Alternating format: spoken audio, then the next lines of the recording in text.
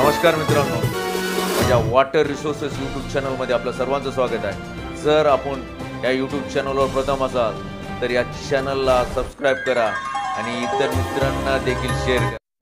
वडस धरण, आज आपण या व्हिडिओमध्ये वडस धरण पाहणार।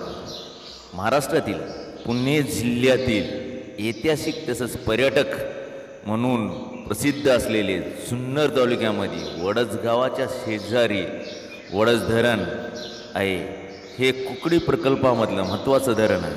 वडस धरण पुण्यापासून 90 किलोमीटर अंतरावर आहे। वडस धरण हे पृथ्वी भराव गुरुत्वाकर्षण धरण म्हणजे अर्थफील्ड ग्रॅव्हिटी डॅम्प आहे। वडस धरण हे मीना नदीवर बांधण्यात आलेले असून मीना नदी हे घोड नदीची उपनदी आहे, तर घोड नदी हे कुकडी नदीची उपनदी असून कुकडी नदी हे भीमा नदीची उपनदी आहे। या धरणाचं बांधकाम 1983 मध्ये पूर्ण झालेले आहे।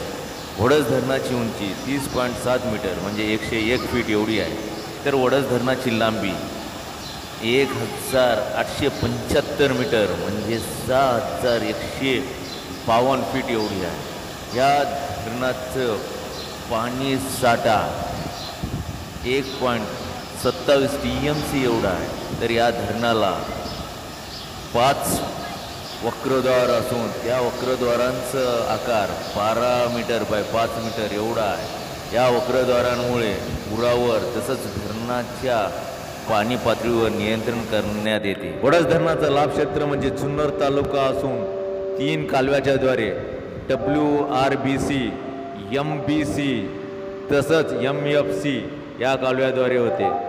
WRBC म्हणजे Wadas right branch canal, MBC म्हणजे मीना ब्रँच कॅनल आणि MFC म्हणजे मीना फीडर कॅनल।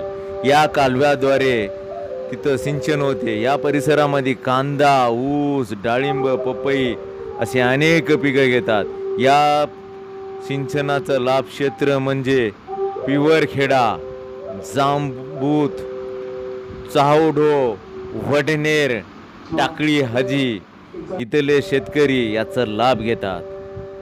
मित्रांनो, 15 ऑगस्ट म्हणजे स्वातंत्र्य दिनाच्या रोजी या धरणावर रोषणाई करण्यात आलेली आहे। रोषणाईचे हे अद्भुत आणि मनमोहून टाकणारे दृश्य। आपणाला माहीत आहे की जुन्नर तालुका पर्यटनासाठी तसंच ऐतिहासिक स्थळासाठी प्रसिद्ध आहे। इथे शिवाजी महाराजांचा जन्म म्हणजे शिवनेरी किल्ला, मनमोहून टाकणारे नाणेघाटी, ऐतिहासिक लिल्यांद्रीचे गुफे तसंच बरेचसे ऐतिहासिक स्थळ असल्यामुळं लाखो पर्यटकांची वर्दळ इथे दिसत असते। मित्रांनो, आपण केव्हा या परिसरामध्ये येणारा ते आम्हाला कळवा।